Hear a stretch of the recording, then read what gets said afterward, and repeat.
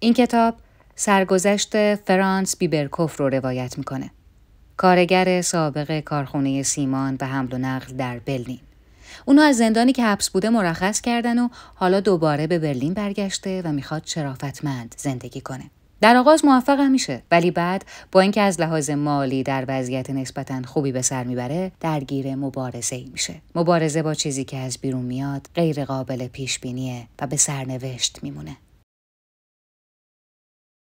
از نظر من این شروع از آلفرد دوبلین یکی از بهترین شروع‌های یک داستانه. اما قصه ما از یه سه‌شنبه آغاز میشه. شاید بهترین شروع رمان نباشه، اما برای شروع دوباره یک زندگی قطعاً بهترینه.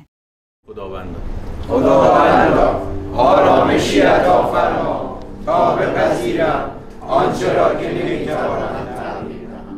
سه‌شنبه هایی که 16 سال ادامه داره و یک شبم قطع نشده. معاشرت با آدم هایی که در حال مبارزه با چیزی هستند که از بیرون میاد. از یه پرس غذا تا جذب شدن به سراهای جمعیت طلوع بینشان ها. اما همه چیز به جذب ختم نمیشه. زمانی که یه انسان تصمیم میگیره دوباره به زندگی برگرده، نیاز به سرپناه داره. سرپناه فصل دوم از این داستان 16 سال است. سرای مهر بانوان به عنوان اولین و تنها مرکز مادر و کودک ایران از سال 1394 شروع به کار کرده و حالا پذیرای 40 مادر و کودک که از همدیگه جدا نمیشن و زیر یک سقف زیستن رو به شکلی جدید و دوباره تجربه میکنن. سرای امید مرکز آقایونه و قصه مرداییه که میخوان این بار موفق باشن و سایه‌شون این بار سر خونواده و جامعهشون سنگین نباشه و خودشون پناهی باشن برای بقیه. و کودکان، این انسانهای کوچک معصوم، کودکانی که تاب ملال ندارن و به جایی سقوط میکنن که به هیچ عنوان نه جای اونهاست و نه حقشون.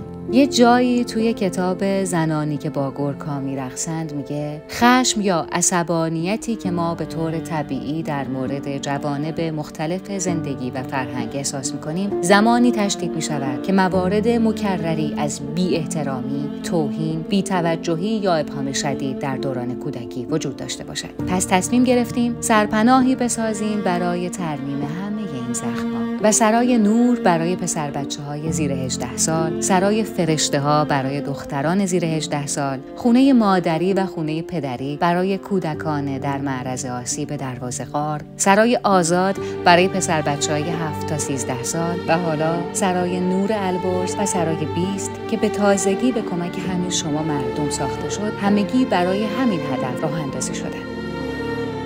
همیشه که نمیشه بعد از زخم‌ها به فکر درمان باشیم. پس سرای گوهر ساخته شد برای دختران در معرض آسیب که سرپناهی باشه تا سقفشون آسمون نشه. جایی از کتاب قوی سیاه خونده بودم میدانند ما به پیشگیری بیش از درمان نیاز داریم، ولی کمتر کسی برای پیشگیری پاداش میدهد. درمان فصل سوم این داستان. درمان کسانی که فصل اول وارد قصه شده بودند. دوره‌های درمان زیر نظر متخصصان و روانشناسان مرکز شروع میشه و همونجا مراحل درمانشون ادامه پیدا میکنه. قدم به قدم کنار اونها باید بود. کنار اونایی که کسی کنارشون نبوده. آموزش از روز اول جذب تا پیچ بهزهرا ما کنار شما. این یه جمله ساده نیست، یه قول مسئولانه است از ته دل. فصل 4 این داستان به جایی میرسیم که باید کنارشون بود تا آموزش ببینن، تا یادشون نره که گذشته‌ای دارن و از اول توی خیابون کیسه به دوش نبودن و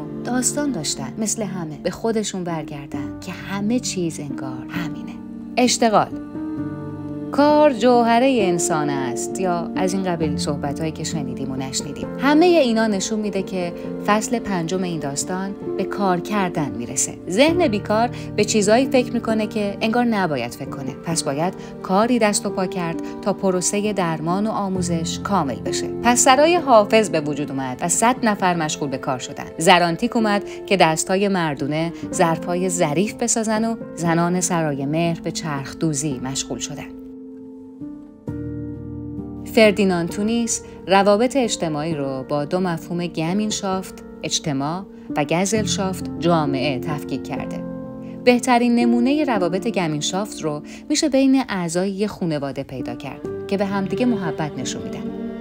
روابط صمیمانه هر روزه با هم دارن و در کنش‌های متقابل با هم همکاری دارن. پس انسان‌ها به این روابط نیاز دارن و این داستان بدون محبت یه چیزی کم داره. و این داستان باید خوب تموم بشه که شماها لبخند بزنید که همین شماها این داستان رو می‌نویسین. پس شخصیت‌های داستان‌های ما باید به خانواده برگردن. پس برمیگردن.